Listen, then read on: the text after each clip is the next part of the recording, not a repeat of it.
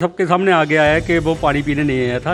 वो केवल और केवल यहाँ पे एक विषय बना के, एक मुद्दा बना के, इस मतलब जो यहाँ पे जो काम चल रहा है, यहाँ पे जो योजनाएं चल रही है, उसको खंडित करने आया था। इस मंदिर की जो कई सौ बीघे जगह है जिस पे मतलब लोगों ने कब्जा किया हुआ है। इस जितनी बाउंड्री है ना, बाउंड्री के बाहर भी बहुत जगह है, लेकिन मतलब उसका कारण ये है कि यहाँ पे जगह बहुत है। वो एरिया पूरा मतलब दूसरे समाज के कब्जे में है, वो एरिया आप कहना चाह रहे हैं? हाँ, दूसरे समाज के कब्जे में, मुसलमानों के कब्जे में है, दबाया हुआ उन्होंने। नमस्कार, आपका स्वागत है अपना उत्तर प्रदेश में। हम इस वक्त मौजूद हैं डासना के उसी मंदिर में जहां पर कुछ दिन पहले भारी बवाल हुआ था। वीडियो वायरल हुआ था, उसमें एक बच्चा था, या कहते हैं कि मुस्लिम लड़का था, जो एक युवक ने उसको पकड़ा था। वीडियो में हमने देखा था कि उस लड़के पे थप्पड़ मारा जाता है, लेकिन जब चीज़ें बाद में सामने आती तो इसमें निकल के आता है कि वो बच्चा, मुस्लिम बच्चा, मंदिर में मूर्तियों को क्षति विक्षत करने के लिए पहुंचा था, जिसके चलते उसको थप्पड़ मारा गया था। इसी संबंध में हमारे से बातचीत करने के लिए हमारे साथ मौजूद हैं यति सत्यवंत महाराज जी हमारे साथ मौजूद हैं। आइए उनसे बातचीत कर लेते हैं कि पूरा प्रकरण क्या है और उनसे जानते हैं, क्योंकि ये यहाँ के सेवादार हैं, यहाँ पर मौजूद रहते हैं 24 घंटे। तो इनसे बेहतर कोई नहीं बता सकता कि मंदिर की घटना क्या थी। जिस तरह से चीज़ें वायरल हो रही हैं मीडिया में, कहा जा रहा है कि बच्चा मासूम था, बच्चा पानी पीने ही गया था, बच्चे को बेवजह मारा गया है, क्या पानी पीना भी इस देश में अपराध है। तो इन बातों में कितनी सत्यता है और कितना ये बातें कितनी सच हैं, इसी को पूरा बताएंगे हमारे साथ महाराज जी। महाराज जी, आपका स्वागत है हमारे चैनल पर। जी धन्यवाद। तो महाराज जी, उस दिन आप बताइए हुआ क्या था, सच्चाई क्या है इस जो पूरी खबर चल रही है, जो पूरा सोशल मीडिया पर फैल रहा है कि बच्चे को पानी नहीं पीने दिया गया, बच्चे को मारा गया, क्या पानी पीना भी अपराध है इस देश में। तो ये कितनी सच्चाई है, उस दिन हुआ क्या था, आप हमें बताइए। ये जैसा कि अब सोशल मीडिया और न्यूज़ चैनल हर जगह पे सबको पता चल गया है कि जो वो बच्चा था वो एक षड्यंत्र के तहत आया था। और षड्यंत्र था मतलब मूर्ति, हमारी मूर्तियों पे जो वहाँ पे पार्थिव शिवलिंग है, जो सप्तेश्वर शिवलिंग है, वहाँ पे वो पेशाब कर रहा था उस प्रतिमा पे। तो जिस हमारे भक्त ने उसको पकड़ा और उसको पीटा, जब वो जेल से वापस आया तब हमें सच्चाई का पता चला। अच्छा। क्योंकि जैसे उसको पीटा, एकदम से पुलिस उसको पकड़ के ले गई। तो ये तो सामने सबके सामने आ गया है कि वो पानी पीने नहीं आया था। अच्छा। वो केवल और केवल यहाँ पे एक विषय बना के, एक मुद्दा बना के, इस मतलब जो यहाँ पे जो काम चल रहा है, यहाँ पे जो योजनाएं चल रही है, उसको खंडित करने आया था। अच्छा, ठीक है। तो क्या महाराज जी इससे पहले भी क्या ऐसा आपने देखा है कि इससे पहले भी इस तरह की चीज़ें मंदिर में होती रही हैं? क्या पहले भी मतलब आए दिनों पहले भी होती रही हैं? क्या चीज़ें लोग आते जाते हैं, ऐसे बच्चे, उपद्रवी बच्चे जिनको कह सकते हैं, और इस तरह का बवाल पहले भी हुआ है क्या इस मंदिर में? इस मंदिर में कई बार बवाल हुआ है। मतलब जहाँ पे 4 बार तो डकैती हो चुकी है। अच्छा। जब से हमारे गुरुजी यहाँ पे हैं, यति नरसिंहानंद सरस्वती जी हमारे पूजनीय गुरुजी हैं, जब से वो यहाँ पे 4 बार तो डकैती हो चुकी है। लेकिन डकैती भी एक बहाना है। एक्चुअल उनका जो टारगेट है वो है कि हमारे गुरुजी का कत्ल करना। गुरुजी कौन? हमारे गुरु पूजनीय यति नरसिंहानंद सरस्वती महाराज, जो यहाँ के महंत है। अच्छा। और उनका टारगेट है डकैती, या ये जो अभी मुद्दा बनाया, ये मुद्दे केवल मुद्दे बनाए जा रहे हैं ताकि मतलब हमारे गुरुजी को किसी भी तरीके से यहाँ से निकाला जाए और उनको ख़त्म किया जाए। अच्छा। एक्चुअल उनका जो एजेंडा है वो उनको जो डर है हमारे गुरुजी के जो कार्य कर रहे हैं। हमारे गुरुजी के जो अभी विश्व धर्म संसद बुलाई हुई है दिसंबर में, तो उसको देखते हुए डर के वो नए नए मुद्दे बना रहे हैं, नए योजनाएं बना रहे हैं, यहाँ पे लड़कों को भेज रहे हैं, कई इल्ज़ाम हमारे गुरु जी पे लगवा रहे हैं। अच्छा, जो गुरुजी के हैं, जो यति नरसिंहानंद महाराज जी, उनकी बात कर रहे हैं ये। अच्छा, उन पे जब ये पूरा प्रकरण हुआ, उसके बाद उन पे आरोप भी लगे गुरुजी पे कि जब से वो इस एरिया में, जिस मंदिर में आए हैं, तब से ही वो इस एरिया को बदनाम करने चाह रहे हैं, वो माहौल बिगाड़ना चाह रहे हैं। तो क्या इन बातों में भी सच्चाई है? ये एक्चुअल 2 पक्ष होते हैं। एक विरोधी पक्ष होता है, एक होता है जो मतलब सहयोगी पक्ष होता है। तो विरोधी पक्ष तो हमेशा इल्ज़ाम लगाएगा।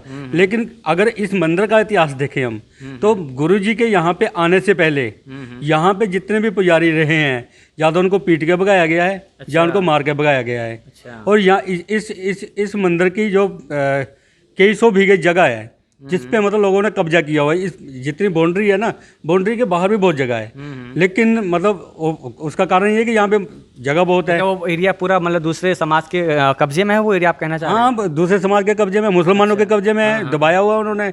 लेकिन गुरु जी बोलते हैं हमारी जंग जमीनों की नहीं है, हमारी जंग है धर्म की, अपने बच्चों को बचाने की और सभी समाज को इस्लाम के जिहादियों की सच्चाई बताने की। इसलिए विश्व धर्म संसद बुलाया हुआ है दिसंबर में, तो वो सफल ना हो इसलिए गुरु जी को समाप्त करने की ये सारी योजनाएं चल रही हैं। अब हम आपसे थोड़ा मंदिर के बारे में जान लेते हैं, क्योंकि मंदिर बहुत, मैंने अभी देखा, इसका पूरा निरीक्षण किया, बहुत भव्य मंदिर है और बहुत अच्छा बना हुआ है। क्योंकि जिस एरिया में बना है, एक तो इतना डेवलप एरिया नहीं है ये डासना, उसके बावजूद ये मंदिर बहुत अच्छा बना हुआ है, बहुत बड़े परिसर में है। तो मंदिर का इतिहास क्या है और किसकी मान्यता है यहाँ पर? ये जो इस मंदिर की जो इतिहास है, ये 52वां शक्तिपीठ है, ये 52वां शक्तिपीठ है। और यहाँ पे माँ अष्टभुजाधारिणी माँ काली की प्रतिमा है, जो कि मतलब कमल के फूल पे है। ये इसकी मान्यता है कि ये केवल भारत में दो ही है। एक जो कलकत्ता में बोलते हैं काली माता, एक वो है, एक ये है। और यहाँ पे जो औरंगजेब जब यहाँ पे कब्जा कर लिया था भारत पे, तब उसने यहाँ के जितने भी बड़े मंदिर थे, छोटे मंदिर तो उनके लिए कोई मान्यता नहीं रखते, लेकिन जितने प्राचीन और बड़े मंदिर थे उनको तोड़ा। तो उसी परिकल्प में इस मंदिर को तोड़ने आए थे। बाहर गेट के पास ही जो अंदर को गया रास्ता ना, वहाँ पे भगवान परशुराम जी के द्वारा स्थापित किया हुआ शिवलिंग है, तो उसको पहले तोड़ने की कोशिश करी। और वहाँ से जब यहाँ पे आना था उन्होंने, तो यहाँ के जो पुजारी थे, यहाँ पे जब रहते थे, आज से 300 साल पहले की बात है, 250-300 साल लगभग, तो उन्होंने मतलब इस माँ की प्रतिमा को उठा के इस यहाँ पे जलाशय है, जल कुंड है, तो वहाँ पे छिपा दिया। तो छिपा दिया, उसके बाद वो जो पुजारी थे यहाँ पे वो तो मार दिए मुसलमानों ने, जब उनका राज हो गया तो मार दिए। तो वो कई सौ वर्ष, अब किसी को पता नहीं माँ की प्रतिमा कहाँ है, ये मंदिर पूरा तोड़ दिया था, पूरा मंदिर खंडित कर दिया था। फिर माँ की प्रतिमा कई सौ वर्ष माँ ने इस जलकुंड में विश्राम किया है। और उसके बाद जब कई मतलब यहाँ पे पुजारी आए, क्योंकि जंगल था ये, तपोभूमि थी, तो तपोभूमि के कारण यहाँ पे तप करते थे। तो यहाँ पे एक हमारे पुजारी ही हैं, उनको मतलब माँ ने दर्शन दिए कि मैं इस कुंड में विश्राम कर रही हूँ, मुझे पुनर्स्थापित करो यहाँ पे। ये जो जगह है जहाँ पे बैठे हुए ना आप, ये मतलब मंदिर के 14 फुट है, 14 फुट ऊपर है मंदिर, इसके नीचे दबा हुआ, जो पुराना मंदिर प्राचीन मंदिर है इसके नीचे दबा हुआ है। तो फिर उसके बाद स्थापित किया, जैसे ही माँ की प्रतिमा यहाँ पे स्थापित करी, तो ये शेर था, ये यहीं पे समा गया। तो यहाँ पे इसकी समाधि बनाई हुई है। और ये जलाशय है, जो माँ की प्रतिमा है, ये माँ की प्रतिमा कमल के फूल पे है। अच्छा, मैं अभी जब आ रहा था तो एक चीज़ और देखी मैंने कि आपने मंदिर के बाहर एक बोर्ड लगा दिया है, इसमें लिखा है कि गैर हिंदुओं का आना मंदिर में, गैर हिंदुओं का आना मंदिर, मुस्लिमों का, इसमें नीचे है कि मुस्लिमों का आना वर्जित, मतलब प्रवेश नहीं है।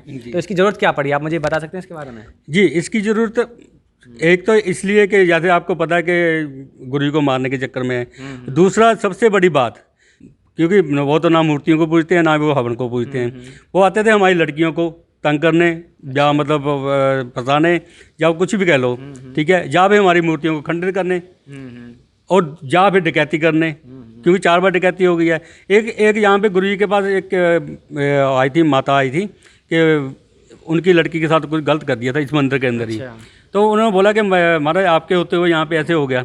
तो उसके बाद आज से 10 साल पहले की बात है, तो उसके बाद यहाँ पे ये बोर्ड लगाया गया। ये बोर्ड पहले से ही था, मतलब अभी नहीं लगा? अभी नहीं लगा, ये 10 साल पहले से लगा हुआ है। और कई लोगों का मानना ये है कि इस प्रकरण के बाद ये बोर्ड यहाँ पे टांगा गया है कि हम लोग, उस विधायक ने धमकी दी थी कि मैं आऊँगा और मैं बोर्ड उतरवाऊँगा और मैं मंदिर पे कब्जा करूँगा, देखते हैं किसमें कितना दम है, ठीक है। तो इसलिए फिर मतलब यहाँ पे मतलब बोर्ड तो पहले लगा हुआ था, लेकिन जो पुराना बोर्ड लगा हुआ था, छोटा सा बोर्ड लगा हुआ था, बैनर, एक बैनर टाइप तक का था।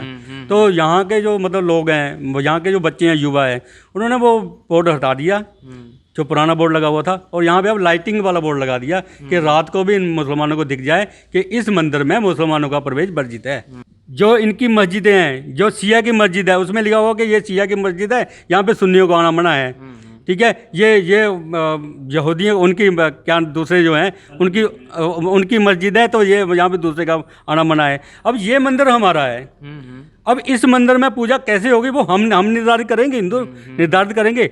हम किसी की मस्जिद में नहीं जा रहे हैं, हम किसी को, अगर कोई हिंदू जा रहा है उनकी मस्जिद में या उनकी मज़ारों पे जा रहा है, तो उनको चाहिए भाई उनको पीटे, जैसे हम यहाँ पे पीट रहे हैं मुसलमानों को आने के। हाँ, अगर किसी को यहाँ पे आना है, चाहे वो मुसलमान है चाहे वो ईसाई है, चाहे वो कोई भी है, किसी को आना है आओ, हमारे जो शास्त्रीय विधि है उससे आके हमारी माँ की पूजा अर्चना करो, हवन कुंड करो, हवन में बैठो।